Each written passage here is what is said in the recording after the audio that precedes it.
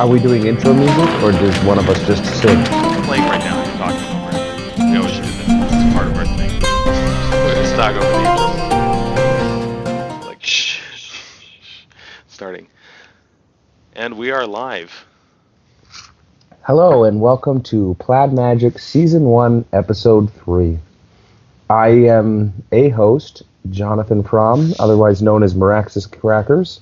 I'm joined by... I am Andy, also known as Crow13. Mm-hmm. And I am Dan, also known as the other guy. Great. We have a next section of what we've been up to. We haven't been up to much since our last. I think one of us has been up to something very special. Oh, yes, very special indeed. So, this hits, this is a problem that hits every cube curator at some point. So, as much as you'd like to pimp out your cube, we always have the issue of what happens when you hit a card that has no pimped out version, and the answer is proxies.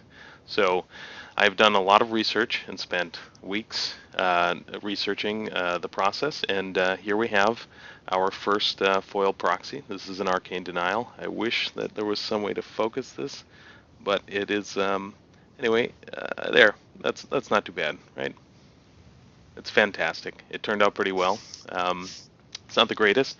We also, though we have many Mother of Runes, we don't have a foil Mother of Runes. So this was today's project. For those of you who can see it here, it's almost too shiny to see. So that's what I'm about. We'd like to congratulate those two foils. Took Dan 2.5 weeks. But they are perfect. They are perfect. And I think this pretty much sums up the personalities of the roles, because Dan did that, and in the meantime, last night, Andy started creating a statistical analysis of the possibilities of getting a type of card in a pack, and is creating an SQL program to record that. So that sort of sums up the two personalities here. Mm-hmm. Let's move on. In this cast, we'll be doing Plaid picks, Plaid Cube, Fate Reforged set review. No, we won't do that. We did that last week. I mean, we could, but it's fine. There's several other things here that it says we're going to be covering, which we won't. So that didn't get updated, but that's fine. Let's move on right away over to the Plaid picks. Dan, can you read those off? I will go over to that. In the meantime, Andy, if I could just ask you to man the chat channel for all of our viewers that are obviously asking us questions right now. Okay, we're going to switch over here. For those of you who are new to this, which is simultaneously everybody and nobody, because nobody's here and nobody's seen this, our Plaid picks is the pick one, pack one section where we go through 3 booster packs of our cube, and we basically do our pick 1, pack 1 through pick 1, pack 3. Just give our reasoning behind it. So we'll go through pick 1, pack 1. We have first Lingering Souls, Bone Splitter, Terminus, Thragtusk, Exhume, Far and Away, Scalding Tarn, Survival of the Fittest, Young Pyromancer, Savannah, Control Magic, Gyre Sage, Deep Analysis, Mindless Automaton, and Blood Ogre. As is tradition, Andy, you're going to kick this off, and then we're just going to pick based on yours. Right. So, when I first start out draft, I typically like to do something that's keeps me open. But this time, I'm going to pick Young Pyromancer because I think the card's fun to build around, and I like building around cards. Dan? That's fun. Okay. So I may have gone for Young Pyromancer, and one of the obvious options here is Survival of the Fittest. Leaves you pretty open, but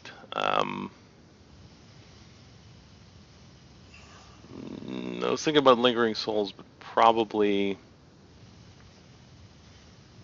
You know what? I'm gonna just I'm gonna settle on the survival of the fittest. Leaves me open to a lot of archetypes. John, would you like to pick one? You don't have to. No, I'm sorry. Obviously, I'd have to because I play. What I'm having a hard time here. It seems like several of the cards sort of put me down a specific road. So I'm trying to do something because I too like to sort of be kept open to what the next cards could be.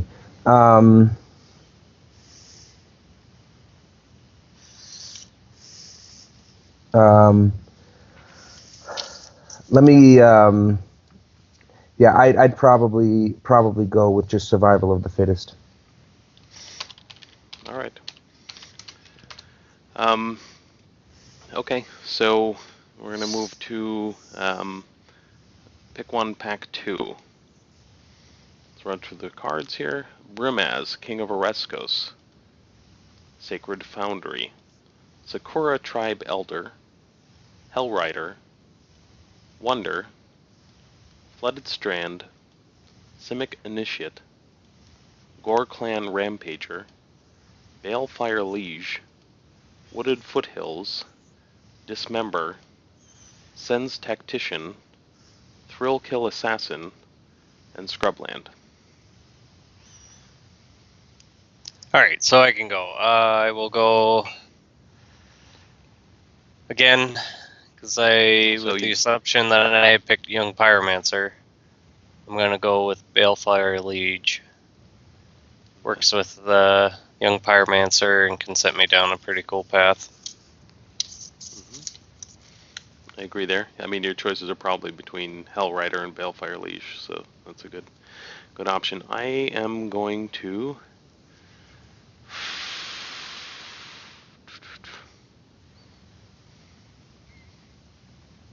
Well, I would pick Wonder.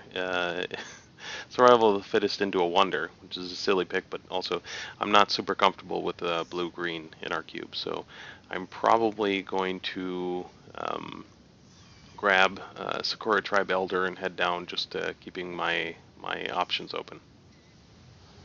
I'm going to go with Gore. I think it looks like a fun card. I've never picked that card in our cube before. And I think that there's obviously thinking of my first pick, Survival of the Fittest.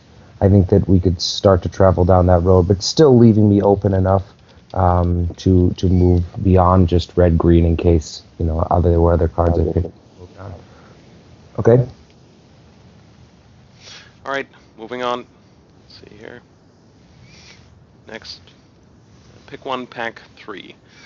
We have Reanimate, Blade Splicer, Goblin Rabblemaster, Zamek Guildmage, Stromkirk Noble, Oblivion Ring, Desecration Demon, Molten Rain, Aven Riftwatcher, Apocalypse Hydra, Wheel of Fortune, Volrath's Shapeshifter, and Dreamscape Artist.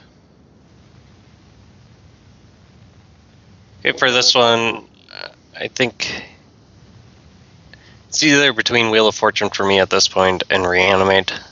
Whenever I do one of those more linear strategies, I like to grab something that gets me my engine back from my graveyard or whatever. So I think I'm going to go with Reanimate because Wheel of Fortune has a better possibility of wheeling.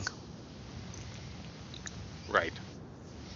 Yep, I hear you there. I am probably also, for obvious reasons, picking Reanimate here. The Survival of the Fittest into Sakura Tribe Elder into Reanimate is an okay situation.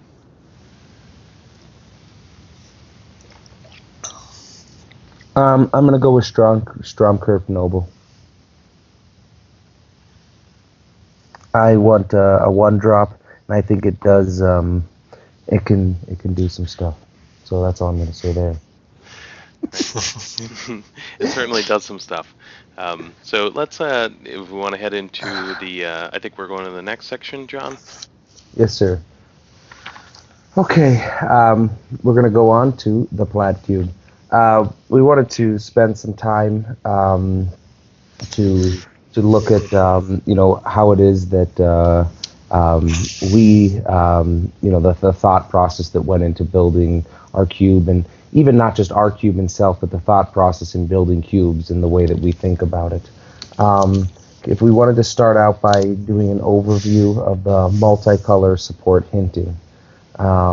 So do you guys, if you want to touch a little bit on that, I mean, how do you implement archetypes in your cube, basically is the question. Right, so for our cube, we kind of went to with the thought process of what was already relevant there. And the best way that we kind of thought of implementing different archetypes was to do the most common way, is pick 2 colors and go around the Blueberg order, and try to figure out what's existing between those 2 colors and come up with an archetype, i.e. what's the most relevant mechanics in between those. If you just pick blue-white or blue-black between those 2 colors, what's the most relevant? What do you see the most out of those 2 colors? And one way we kind of pushed people to understanding that was the direction that you needed to do was with making a focus on our gold cards to really push that theme or archetype. So it's easy for anyone that just picks up the cube will kind of get an idea of, okay, if I see a gold blue-white card, then I see Venser. Okay, well, maybe I want to go down some sort of blink strategy between these 2 colors. Right.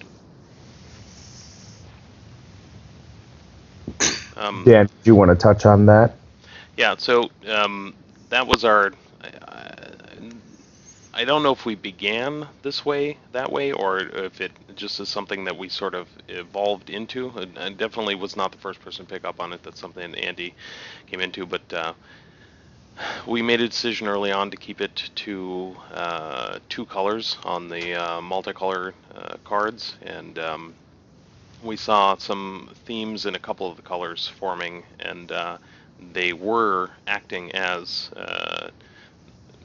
things to lead people to understand what could be drafted in our cube. So I think it was just sort of a natural evolution, and we've sort of embraced it from here. Okay, I mean, considering that, when we were speaking before, we wanted to come up with sort of a way to evaluate the archetype, because so we wanted to go and present the 10 different types that we have in our deck. This week, I think we mentioned before, we're going to talk about white, blue, and blue black. Sorry, it's hard to speak with the headphones on. Yep. We're going to spin around the color wheel. Exactly. So this week we'll start with 2, and then we'll do 3 and 3, etc. So we wanted to see the starting point is then how do we evaluate these, in a sense of how do we compare them to each other, or just not even necessarily even compare them to each other, but how is it right to look at it and be able to say, this is what it should do, this is how it should do it, and why? So, Andy, do you want to say, we had 4 different key points, which is how we could look at it. Do you want to touch on those? Right, so I think whenever you're looking at an archetype, you kind of want to evaluate and balance out the different archetype roles that fit into your cube. You want to have some aggressive strategies, some control strategies, maybe some combo strategies, mid-range strategies. And for the most part, a lot of these color combinations will naturally fit into a certain area, but there are some color combinations that could vastly go into different directions. Keep in mind as we're going through these, these are archetypes that are placed in there and intentional. There are archetypes that are unintentional that are in the cube, and you don't necessarily have to go that path. But I think they're important to have some of these archetypes in there because for newer players, it gives them something to guide them and push them in a certain direction. And even without trying, you're going to be able to make this type of you're going to be able to make a good deck just by picking a lot of these two colors. So first we'll start with the blue-white, which is Blink. Essentially, this is going to be more of a controlling archetype. Your goal is to win between 5 and 6 turns, or 6+ turns. The level of commitment on here is fairly low because most of the cards that, and you'll see as we explain this further, most of the cards are going to be fairly, most of the cards are going to be in cubes already. Also, so really, in my mind, the level of commitment is pretty low. Yeah, I think, I mean, so when we're talking low level of commitment, we're talking about cards that are probably not going to be in your cube and or are dead in your cube outside of this archetype, so they need to be drafted with this archetype. So, for example, I mean, Storm, there are various Storm cards that would, I mean, you have to support that. You can't just throw in a Storm card. I mean, I guess you could, but those types of things, are what we're considering, commitment levels, number of cards to commit. And for Blink, you're talking about ETB creatures. So really, the only thing that you would need to add to your cube to support it is some enablers, things that cause things to blink. And you probably also, I mean, these are all things that are in almost every cube, so we didn't see them as being high level of commitment because ETB creatures are just generally considered value creatures. So. Right. Okay, well, and that follows up because my next question was, I mean, how would you implement Blink in your cube in the sense of, I mean, in this white blue, that's the first question. And you're saying that it's not something that we have to, there's not a high level of commitment, and so it's not something that is a lot of specific cards. Right. Nothing specific. Not many things specific to that archetype. In fact, that's part of the difficulty with drafting Blink, I think, is that the creatures tend to be high value creatures regardless, and so you're sort of fighting for those, and that sort of segues into the draft order that Andy had set out.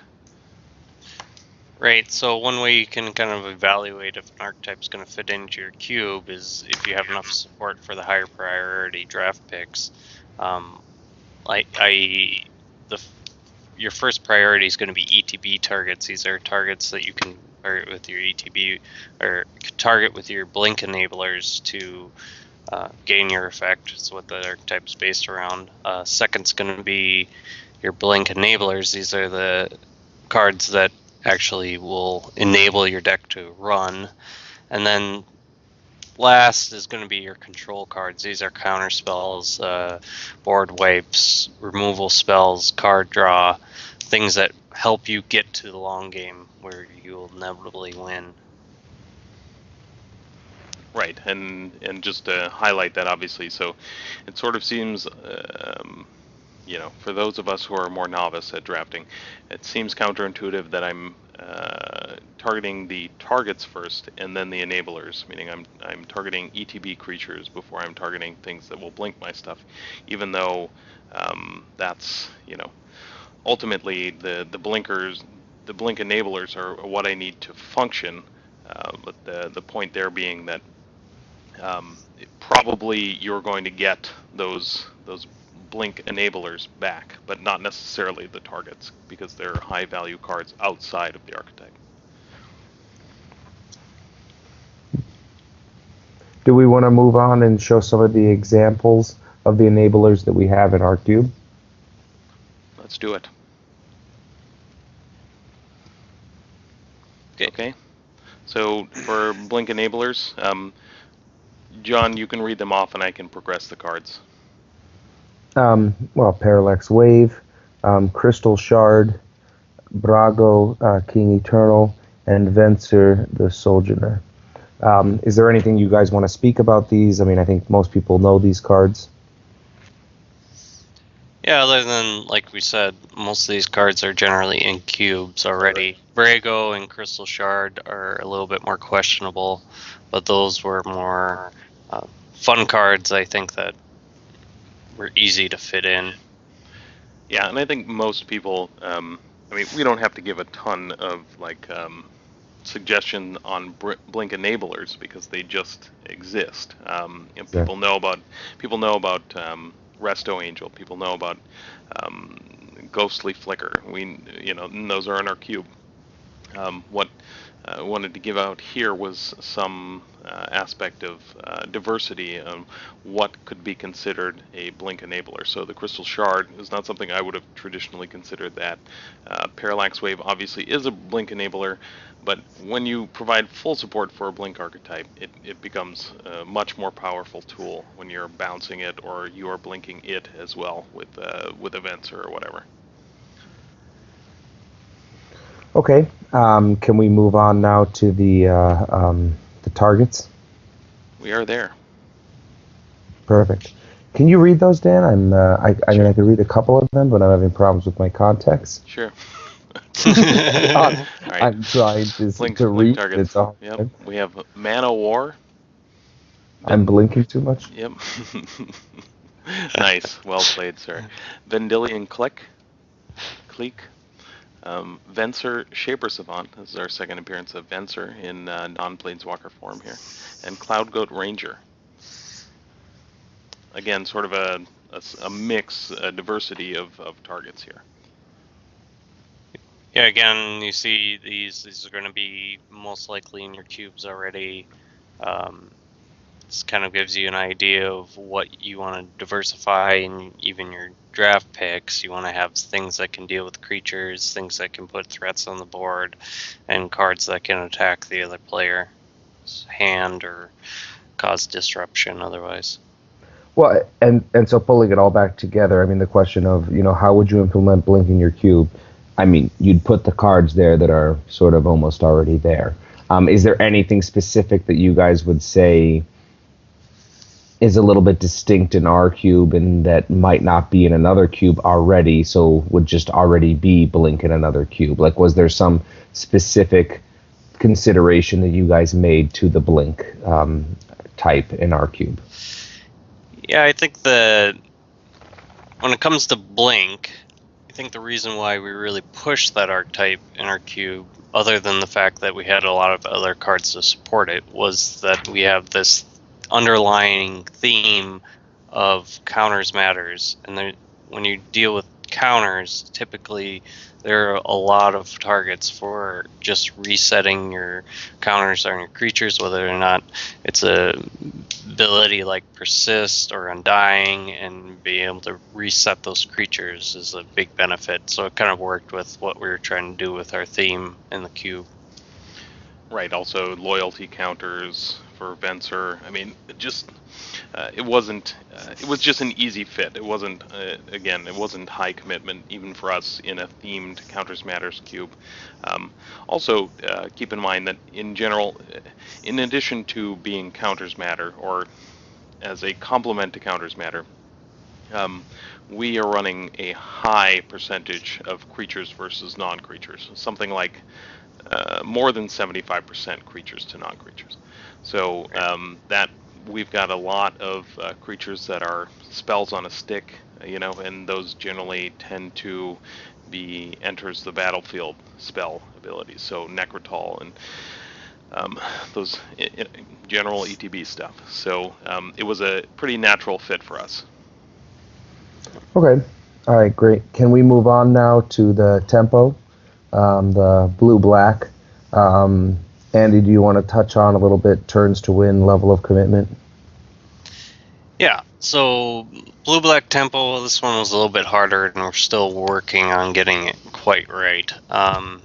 we needed more aggressive strategies, and black and red and a little bit of white kind of were the only strategies that lend itself to being a little bit more aggro or tempo based. So this one you want to kind of, typically you want to try to win in about 4 to 5 turns. Level of commitment's fairly low, but I'll say it's a little bit higher than the others, just because you want to have some sort of level of 1 mana 2-power creatures in it, and it can be hard to fit those into your cube, and if you're trying to push some sort of theme.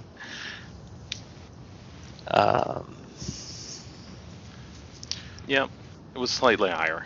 In fact, I just want to highlight here, Andy, that actually when we were talking about the aspects, so we said, okay, for each archetype, we're going to talk about the aspects of the archetype, the theoretical turns to win, and so on. So as we were going through, part of the reason why we decided to filter all the archetypes in our cube through these specific factors is to help us also identify maybe we are missing something. And in the case of blue-black tempo, I think that we found that we certainly were. We made a few changes just this last week to sort of help support that as an archetype while simultaneously not trying to take away from the cube in general. Right. Okay. Do we want to talk? Sorry, if we want to go back to the the aspects of the archetype and the draft order priority for the tempo. Yep. Yeah, again, so it kind of helps you figure out what you need to support or have a high density in your cube to be able to support this archetype. What you want to have is the low CMC creatures with high power, also ETB creatures, essentially creatures that act as spells. You want to then move into removal and counter spells. And once you have those filled out, start diversifying and going into card draw and hand disruption. This basically just helps you to keep going because a lot of your cards are going to be low CMC drops, so you want to be able to, once you get in later turns, you want to be able to just keep drawing and removing threats and laying down creatures. Dan, do you have anything to say to that extent? No, it's pretty much straightforward on that. I agree with the draft order. The thing with blue black tempo, and the reason so tempo, the whole point is that you're getting extra. There's some actual crossover between blue black tempo and blink as far as creatures are concerned, with having things that do things when they enter the battlefield. I will just say that there's also, across these 3 aspects, there is some crossover there. There's some overlapping, because there are cards that are both hand disruption, removal. There are cards that are, enter the battlefield and card draw. So there's, but that is something to keep in mind then. So when you're doing the draft, that there's cross, there's sort of some overlapping themes across these draft priorities. Let's move on to some examples of the low CMC or ETB creatures. First, we have Phantasmal Bear. Then we have Gravecrawler, Gnarled Scarhide, Rakdos Crackler.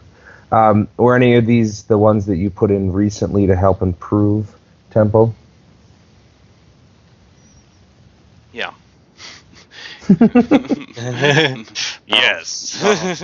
Gnarled Scarhide, certainly. No, I was only going to ask in the sense of what did you replace? What did you put that in for? So when we talked about high power, low cost, meaning like 1 drops with 2 power perhaps, when actually looking at our cube, we saw that there were some cards that could be sort of considered that, but were not natively. The only native cards that you can put in a blue-black deck that fit that category, or Gravecrawler and Rakdos Cackler. Rakdos Cackler obviously being a red-black card that could be played on either. And that was it. That was it for our 1-drops with 2 power. And so we added some things here, replacing cards that weren't doing anything anyway, honestly, in our cube.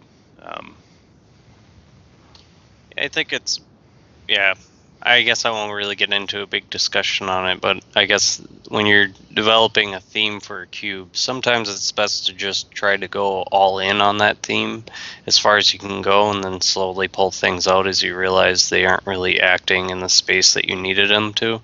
So really, when we're pulling out and we're swapping out some of these cards, we're just understanding that, okay, we need this to support this archetype, and there are these list of cards and these colors that really weren't, they were part of the theme, but they weren't really enabling the theme as well as we were hoping they would. So, right.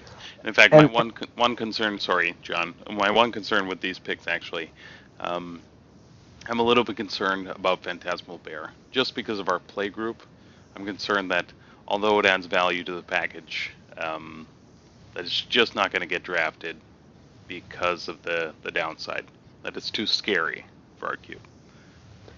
Well, the only thing that I was going to say is that one thing that's interesting about it, and especially what Andy was saying about going all in, at the same point when you're going all in with creatures that are 1-drops, a lot of times these can find their way in almost any deck, on a sideboard or whatever.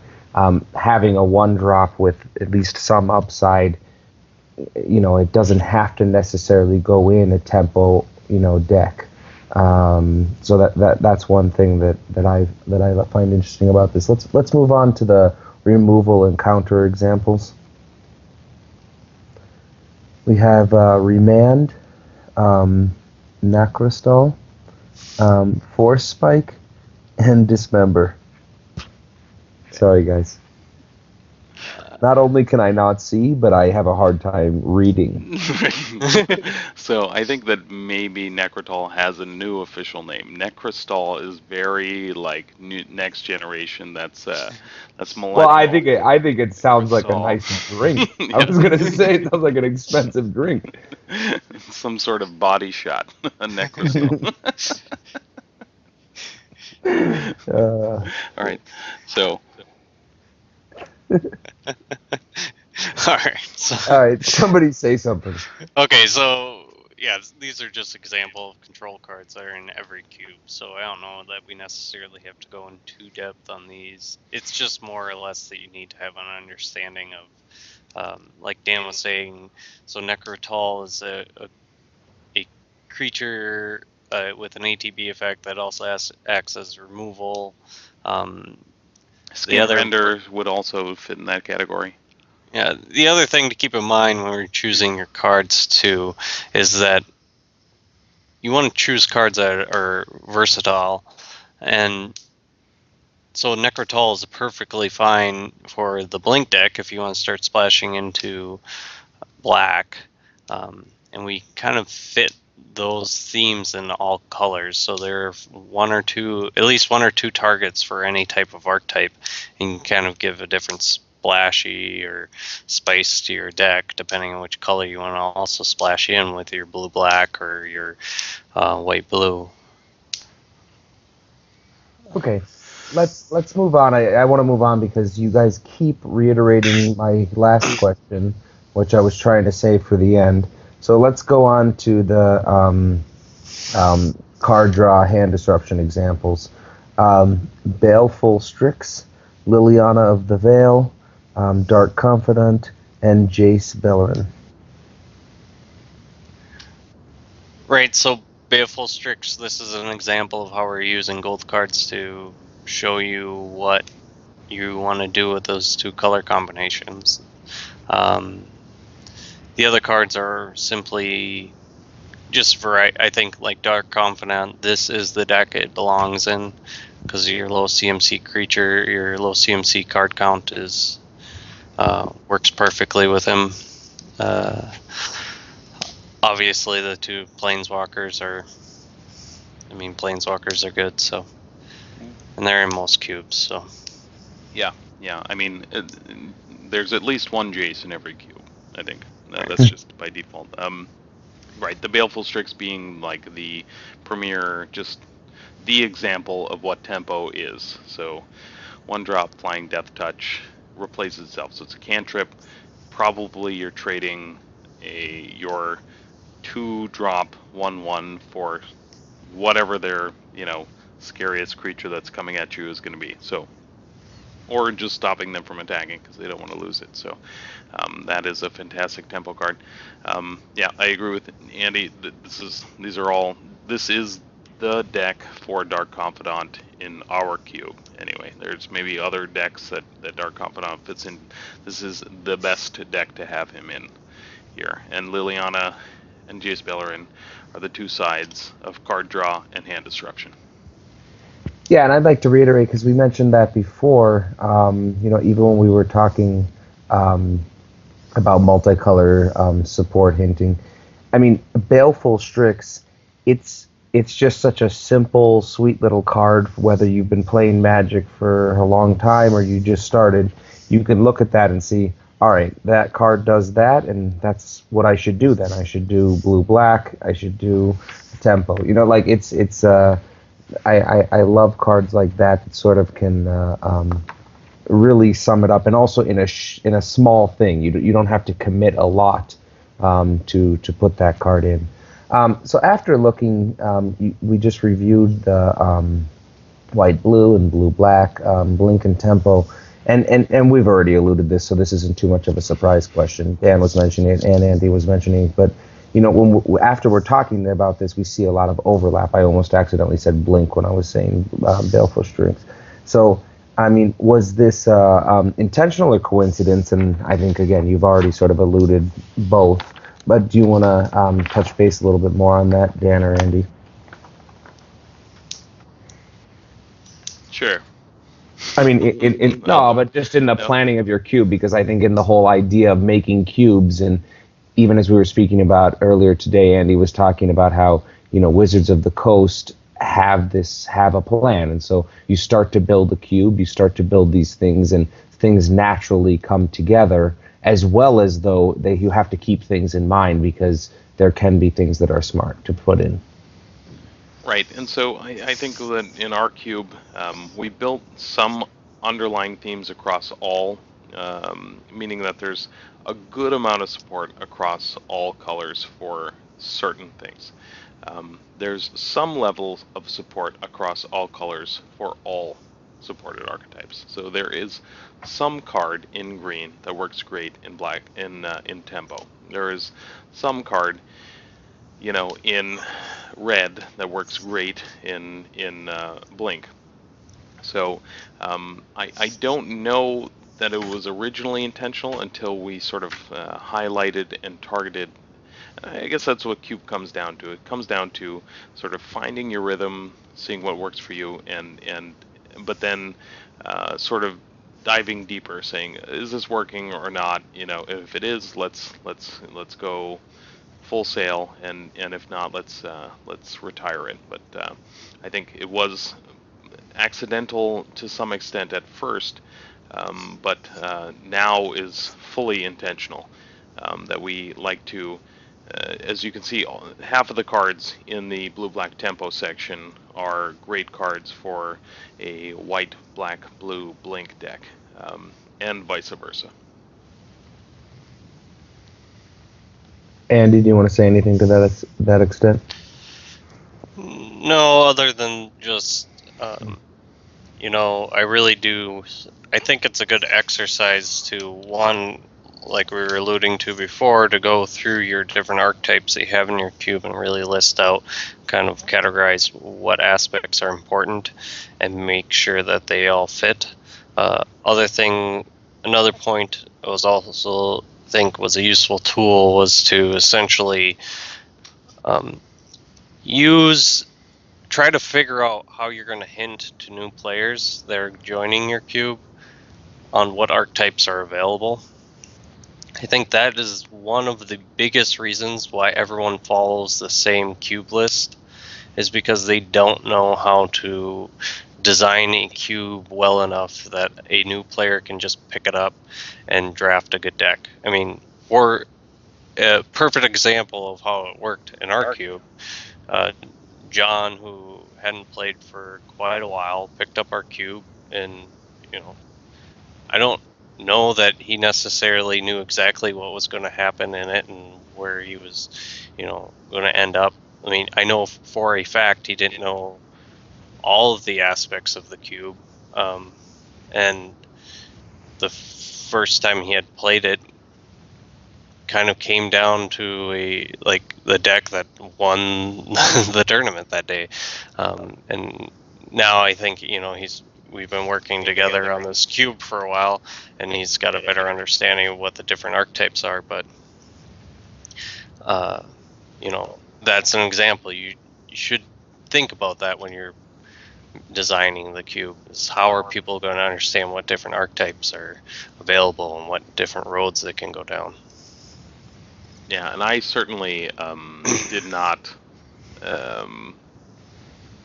We certainly didn't know at the beginning either how to craft a cube that did that. We started from a template.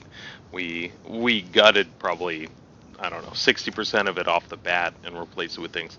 Sort of just keeping the curve. That's really what we kept a template for, was keeping the curve somewhat on track. But this has been something that's happened over time, and the thing that's made this a little bit smoother for us to make changes and be able to feel confident in making changes in the cube that are going to be fun has been this focus on cross archetype support. So it's been great. Yeah, like John said, or like Andy said, it's been John. How long had you not played Magic? Maybe 7 years, 8 years. More than a year. It was many days, and he drafted black-white control deck and just hammered. It didn't just win; it was undefeated that day. Right. So, yeah, and just to follow up with that, I think that's the greatness of it, because part of it. I remember after I won, you were sort of looking through the cards and looking through the deck to see what it was, and you were like, oh, well, yeah, I guess we did sort of build that type. And so that was sort of a fun thing. Obviously, there was a little bit of luck. We immediately removed every card that helped you win that game. Yes. Which you literally did, by the way. You literally did. We literally, at least 6 of your key cards are no longer in the cube. And that's also because the way that I played just basically made everyone else not have a good time. I had a very good time. Everyone else had a miserable time playing. Listen, they had a miserable time for a long time. Very long time. I feel like I had an okay or adequate time for an extraordinarily amount of time. Yeah. longer than we did. It was literally after that cube, you guys were like, we need to set time limits and we need to take a lot of John's cards out of the game. Right. No, but in all seriousness, it was interesting because I'm saying that deck really came together, and not even when I was drafting, not even when I was building, but in playing, sort of recognizing how it came together. And you guys realized this was something that you had done, and I think obviously before that and obviously since that, exactly as you guys are saying, to sort of review these different, to review the color schemes, to review the types, to review, sort of the themes, is really beneficial all around. So that's, we're done with that part, the Plaid Cube. The first two, we'll continue with that. Next month we'll work on 3 more, and we'll continue to see how they overlapped intentionally and unintentionally. Let's move on now to the 4th section of tonight's cast, which is called Never Been Plaid. We have a couple of cards that have been in the cube for a while, and they're always the last picks. So it's about time to sort of pull them out and put new ones in. Dan, can you move us over to the first one, land tax? Mm-hmm. Yeah, so the first one here, land tax, this is a sad exclusion. It was put in for obvious reasons. There's lots of stuff that goes on here. This one I have personal affection for because way back in the day, like 96 or maybe 97, probably 97. It was a couple years before college. I had a land tax Land's Edge deck that I loved dearly, but oftentimes this is put in cube for deck thinning / mana fixing. We realize it's just not getting there because at some point in our cube development we decided that we were going to double up on fetches. We're just going to provide a shit ton of support for mana fixing, and so that half of it is that half of the card and mana fixing part is almost irrelevant at this point. Can you pull up the 3 cards that we're thinking of replacing it with? Yes, sir. So we have Luminarch Ascension, Cathar's Crusade, and Cradle of Vitality. Usually for these Never Been Plaids, Andy picks 3 cards, I pick 3 cards, and then we discuss them. Andy picked 3 cards well in advance. I picked 3 cards today and didn't get a chance to put it into the presentation, so we are stuck with 3 cards. Also, your cards were inadequate, Dan. Also, they have always been. We have not yet. I don't know if you guys have realized this. We have not yet picked a card that I have suggested. Not Well, that's because it's 2 out of 3, and Andy picks his, you pick yours, and I like Andy more than you, so I pick Andy's.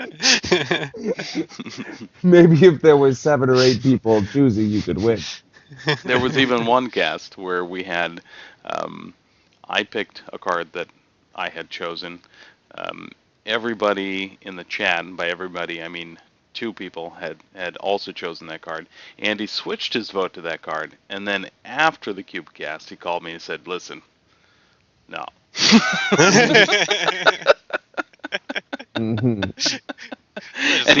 And he was right, and he was right. That's the problem. Well, you got to stick to your guns. All right, Yep, so the blood so freight we have giant 3 here. Yep, Sorry, do we have 3 here? Is Mhm. there anything that we want to? I mean, I think everybody knows the cards. So, is there anything you want to highlight about them, about why they could be interesting in our cube? So I think Andy, was, I think, obviously. Andy, go ahead. Yep, sure. I think the theme that I was looking for here is to try to push counters again a little bit more. This is a card that didn't deal with any archetype and didn't deal with anything else. Also, white wasn't really hurting to support any of its coinciding archetypes. So I think white was sitting pretty good where it needed to be as a supporting color. So if I'm going to replace a card, I'm going to try to push our underlying theme in our cube, which is counters. So all of these have to deal with counters. Right. So I'll pick first. These are your cards. Sure. So here's the thing. If I'm just given a choice, like as in I'm cracking a pack, I'm picking Luminarch Ascension here. Just because it's 2-drop with a possibility of it. I mean, it just ends the game if that happens. You're basically done. You're paying 1 white, 1 other to generate a shit ton of 4/4 flying angels. That's the end of the game. If I'm taking a look at the cube holistically, I want to. I actually want to disincentivize life gain because we have a ton of it. So I'm removing Cradle Vitality from the mix. Cathar's Crusade is a 5-drop. That hurts bad. I feel like that has to do something major, and this doesn't. But we don't have much in that slot in white anyway. So, and I don't know. This is a tough one for me. Opening a pack, I'm picking Luminarch Ascension. I may pick Cathar's Crusade because I know that most decks that White is playing are going well beyond the 5th round, and this will get it done at some point. But um, even if I'm picking my opponent's spec, I might pick Luminarch Ascension just so that we don't have to sit around for a half an hour finishing a game.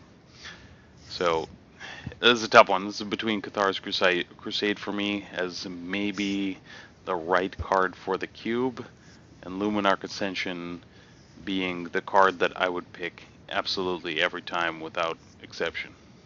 Okay, I'm gonna follow up quickly. I was gonna say the same thing immediately. Dan stole all of my words. This was the one time I had something intelligent to say about Magic, and Dan stole it. I think Cradle of Vitality. We don't have a lot in our cube about gaining life because we've already had a problem, predominantly me, with games lasting too long. So in the sense of I'm not in love with that. Cathar's Crusade, I think, is too expensive. So I like Luminarch Ascension. I think a 2-drop with the ability then to have a 2-drop to put some 4/4 gentlemen into play. After hearing what Dan said, which I normally disagree with everything he has to say, thinking about even the deck that I played to win the last time I won, it was about it took a long time, and having a 5-drop that could make all my other creatures get, it is interesting. So as much as I would have disregarded it immediately, there is some interest to it, but I still think I would go with Luminarch Ascension, and that also has to do with the fact I'd like to maybe better look at the numbers and see what we do have on 5-drop in the cube. Andy, you should follow it up because you know all about that.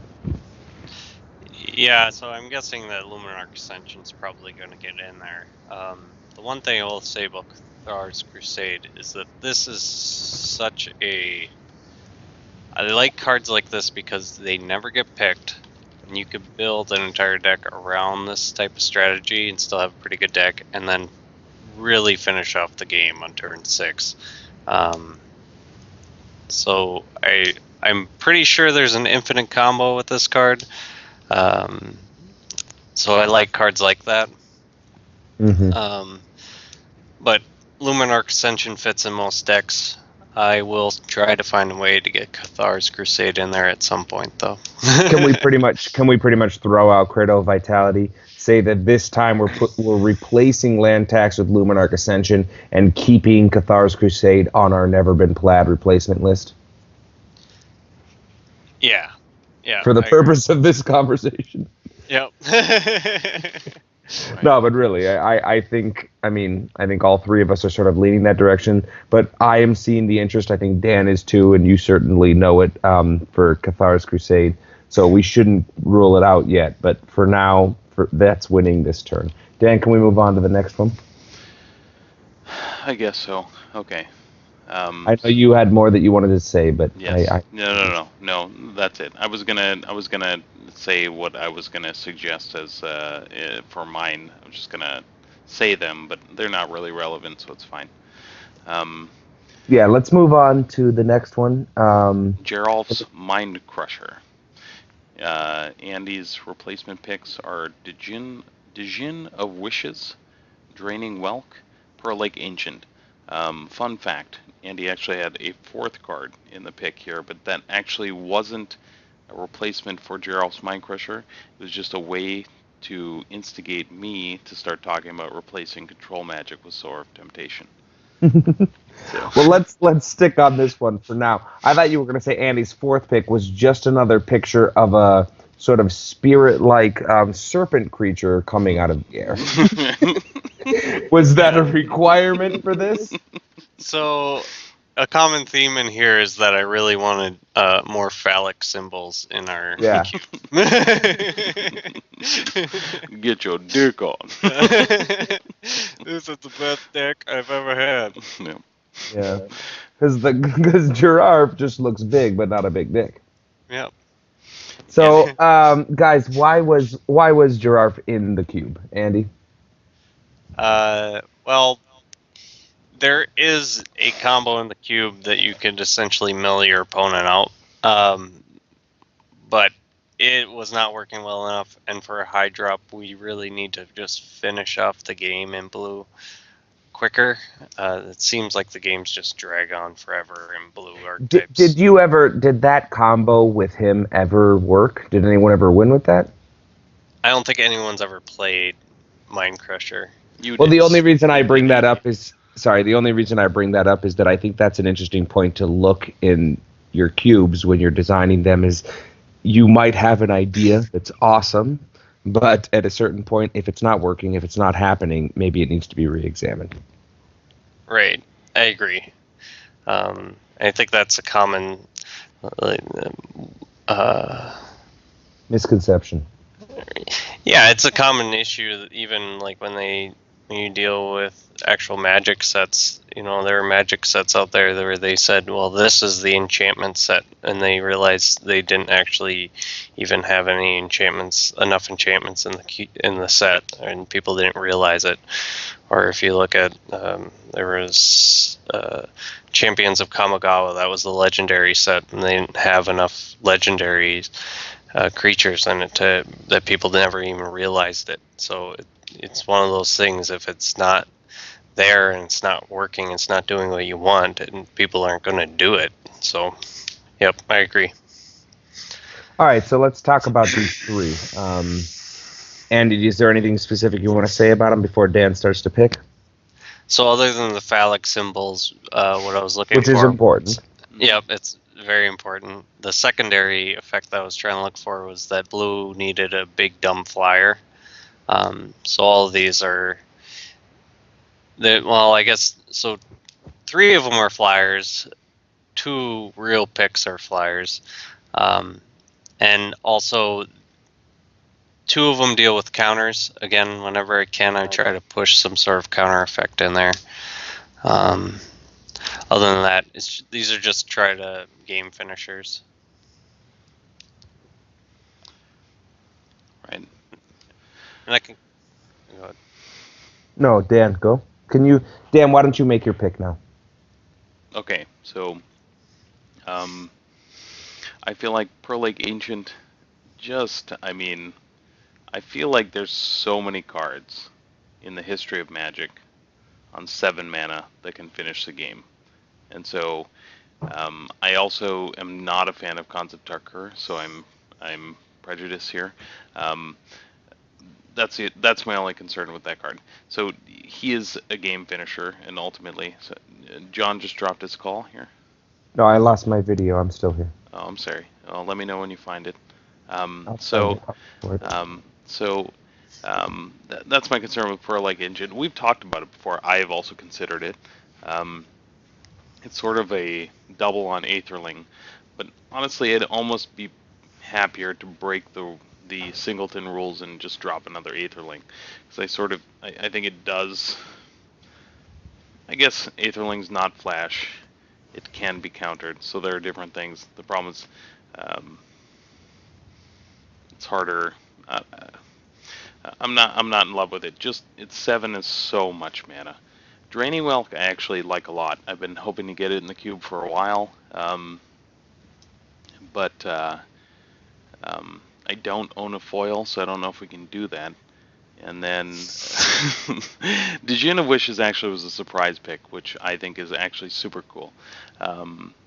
There's something about that card. I think it's going to get drafted, even if it's not the best card, and we're going to see it act. And it's going to work well, probably, you're going to see this card hit in green-blue strategies, our Simic thing, and that's a future episode. I think you're going to see it also in blue-white blink, because that actually has a lot of high CMC cards. It's an interesting thing. It has a nice slot in blue-white blink also, because it is a blinkable target. If you've got your Venser out, you get 3 new wish counters, every turn. I mean, it's infinite, basically. You're paying 4 mana to cast anything once per turn. I'll just, my input would be, I also think Pearl Lake of the Ancient is a little bit much for that. Djinn of Wishes, I think there's some interest there. I'd have to think about it a little bit more. to say that it's gonna go in right now because I really do like Draining Welk. Again, I think Djinn of Wishes could go, should continue to be considered for the cube, and I mean maybe whatever, put it in now. But Draining Welk I like a lot. I like the concept that you can play it flash. 6 is not a lot necessarily with blue because games are going to go that late. Arguably both tempo and blink. Certainly blink probably. And I like the concept since you can play it on the other. You can play the odds after they pull something and you can counter. Anyway, I really like it. I think it's also fun, which is something I sort of reiterated. I hasn't said much this cube about it, but that's something I think is important in the cubes is to put in cards that are fun and people like, and I think Draining Welk definitely has that. And I really like that it's a phallic symbol. Andy? Yeah, I was kind of torn between those two as well. I almost think that Djinn of Wishes fits so well in the Simic archetype that I kind of want to push it in there. There are so many combos with searching a library and putting a creature on top of your library and just manipulating the top of your library between those two colors. I think you could do some pretty powerful effects. So I think I'm going to go with Djinn of Wishes just because I think with the archetype needing a little bit more help, I don't think... I think it fits the best in that archetype, I guess, is all I'm going to say. All right, perfect. So let's go forward with then Djinn of Wishes. We'll take off. And will you guys agree to leave Draining Welk sort of on the cusp of thinking about adding it in case we need another big blue card? Yeah, I agree. It's probably the next inclusion. Yep. A BBC. All right, perfect. Dan, let's move on to the third one, Show and Tell. Yep. So again, another sad card along the lines of land tax. It's sad to see a Show and Tell go. It just doesn't have a place in our cube other than casting Pearl Lake Ancient from the previous slide.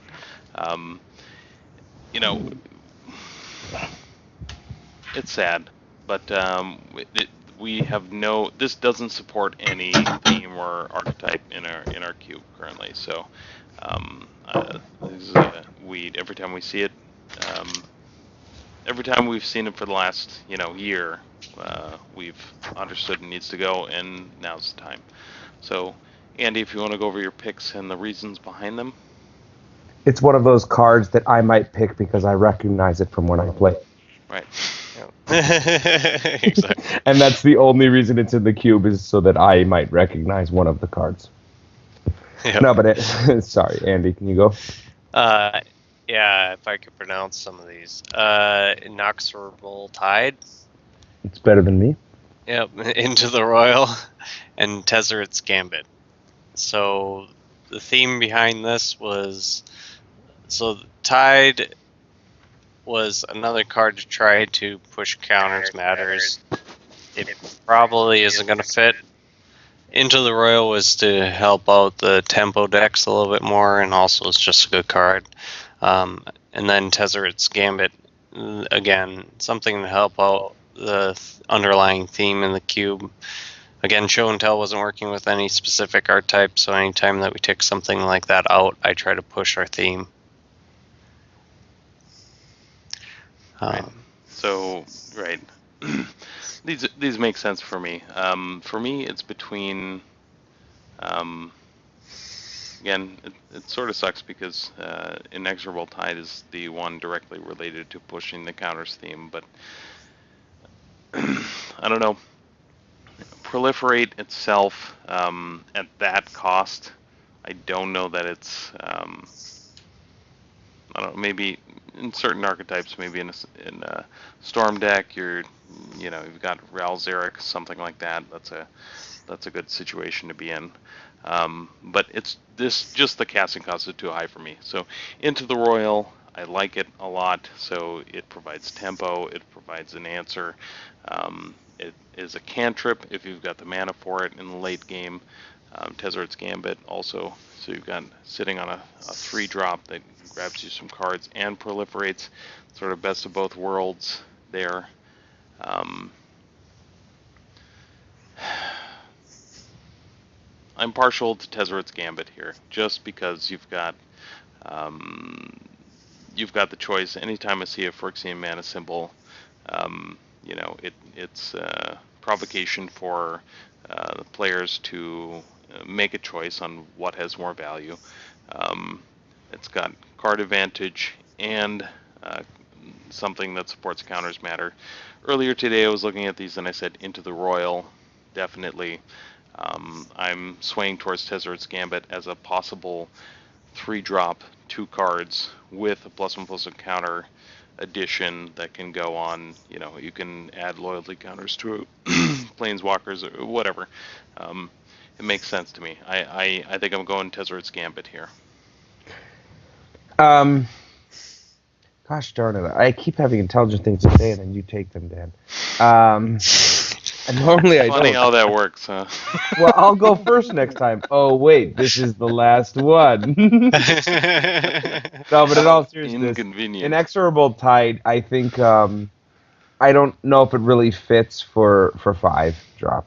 Tezzeret's Gambit, I like Dan. I love the Phyrexian mana. I don't know. I think it's cool because you can throw that in basically anything. Then I mean, you could have a deck having nothing to do with Blink or with Tempo, and you could say, well, I'm going to pay 3 mana to do this thing. So I mean, I love that, but at the same point, I think Into the Roll is really great. I think it works well with Tempo, and I think that we sort of in our cube need to add cards to help Tempo, our blue-black. So anyway, I'm just going to stop there. That would be my pick, is Into the Roll. Yeah, the same thing for me. Originally I was thinking, okay, I'm going to pick Into Royal, and I just need to pick 2 other cards.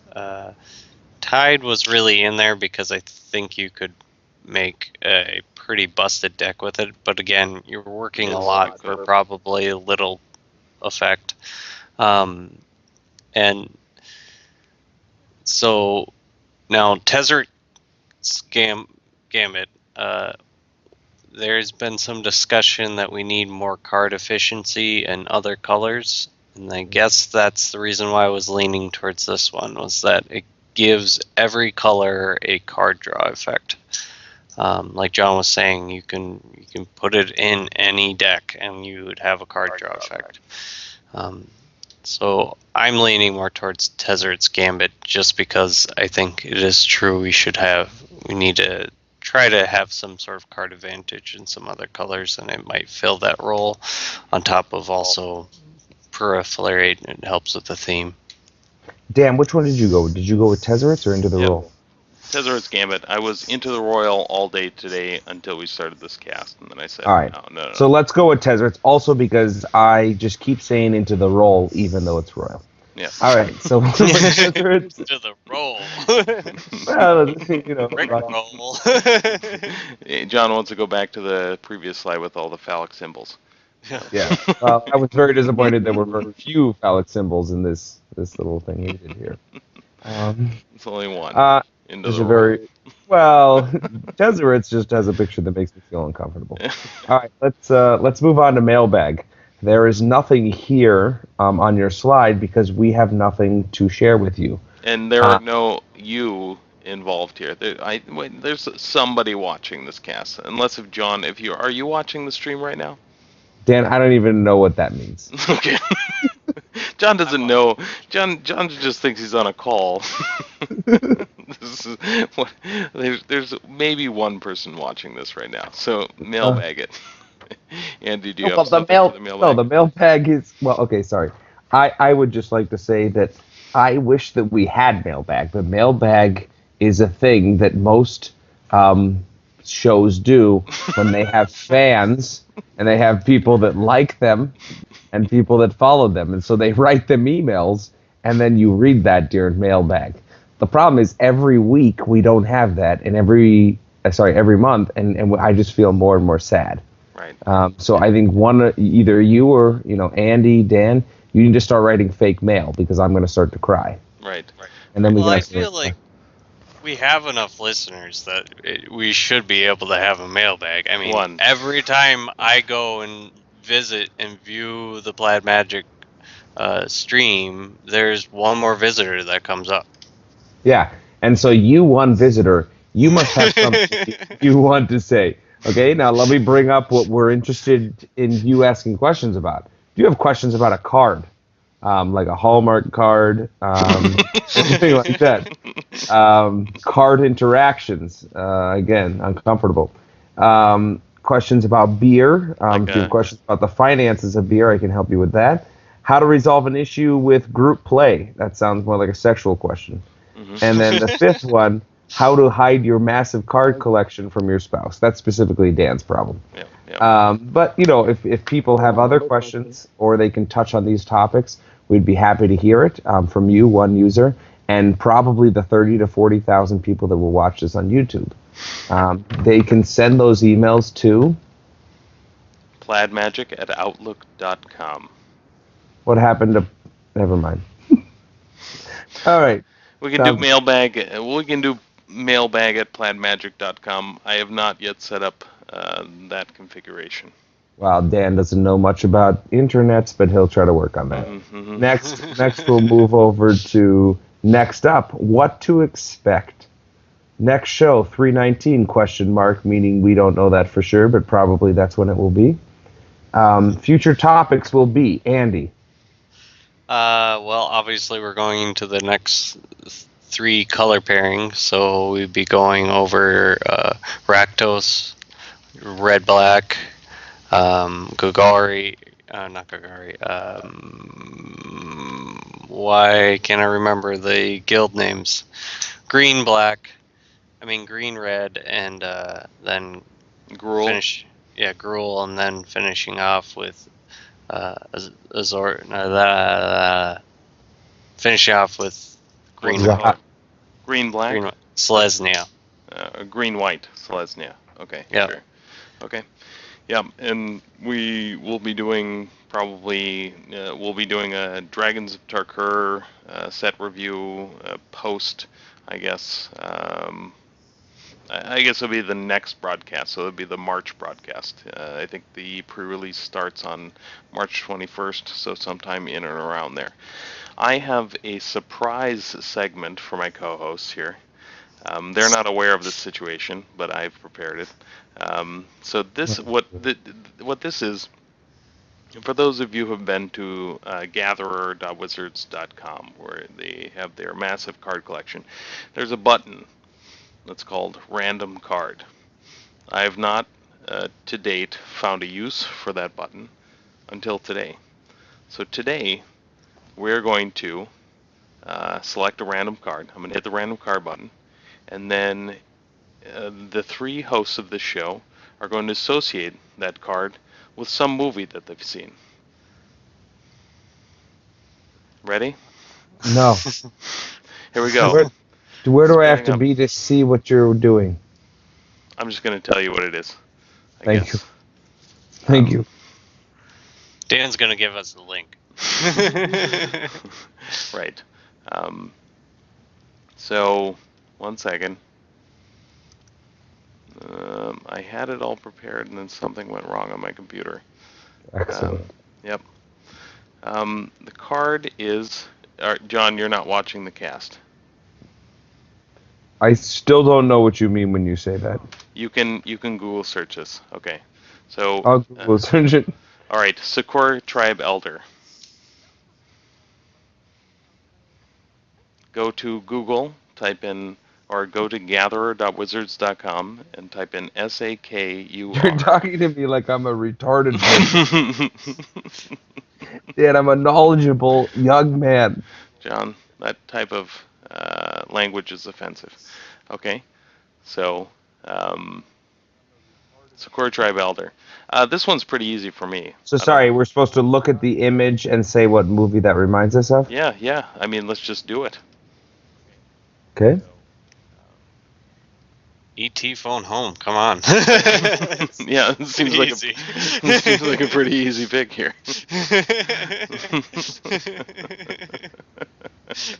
This is clearly ET. You want to do another one? I feel like the gods have shined on us. This is clearly ET. Okay. All right. Random card. Land. Ironwood tree folk. Okay. All right. This is what? Not the Fellowship of the Ring. The next one before the Return of the King. What's the card? Ironroot tree folk. Willow. Willow. Okay.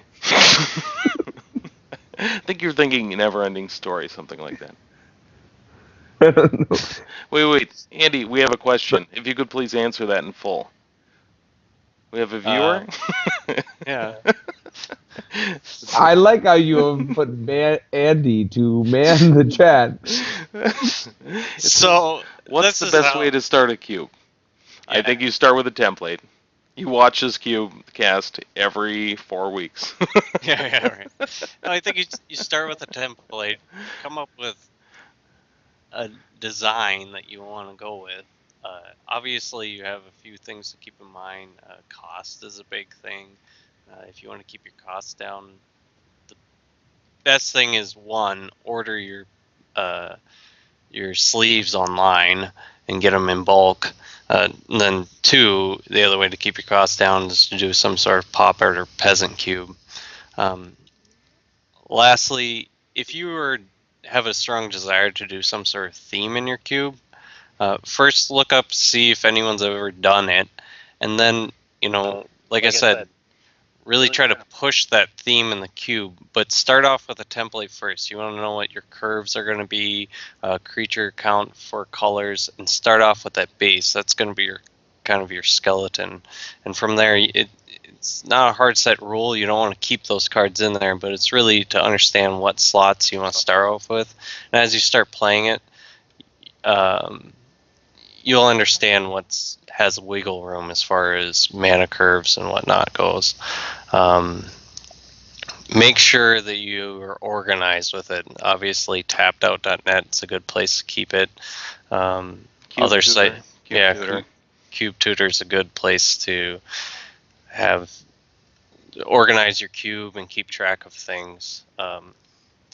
Even spreadsheets work, but they're kind of a pain.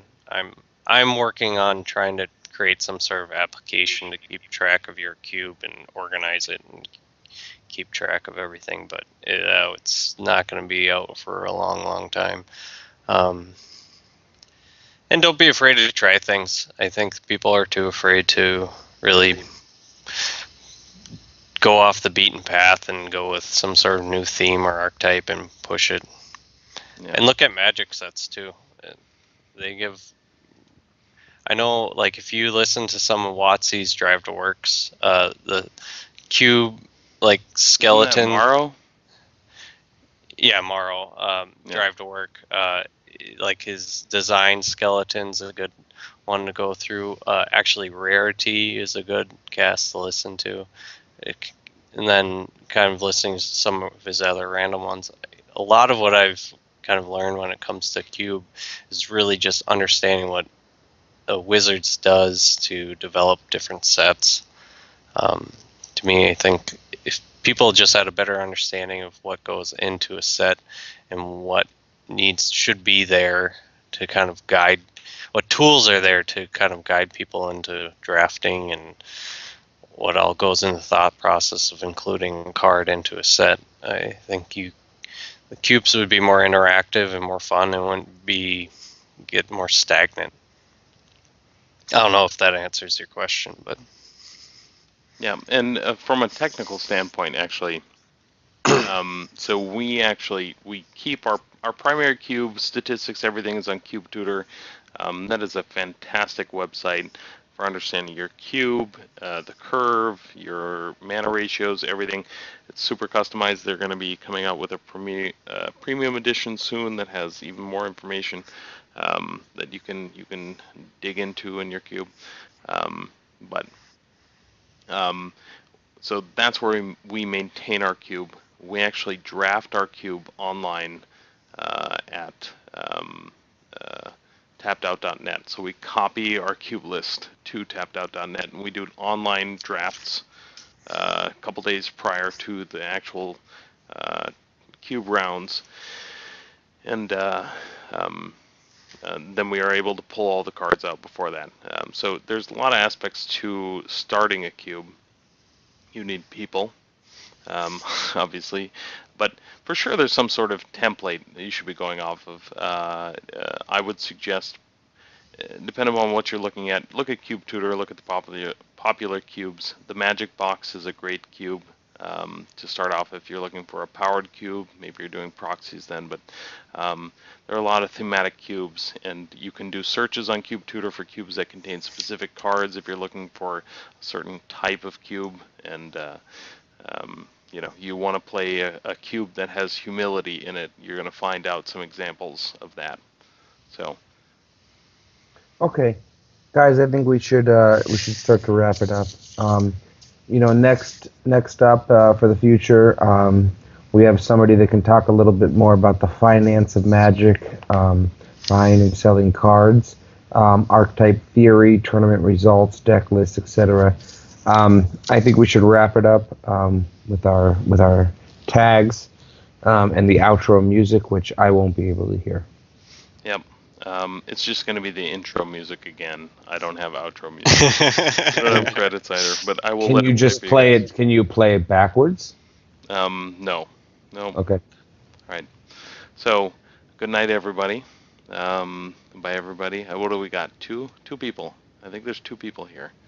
So, thank you very much for your contributions, Kojati. You can send us additional questions at plaidmagic@outlook.com. We will respond. What we lack in experience or professionalism, we make up for in responsiveness. So. I thought you were going to say responsibility. I was like, that's not true. Right.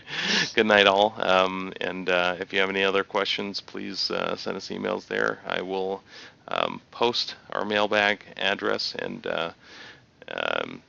we keep in communication there. We are at Plaid Magic. You can get at Andy at Crow13th and at me at Mr. Macabre Man, as you see in the video boxes. Good night, all. Thank you very much for joining. God be with you. Thank you, sirs.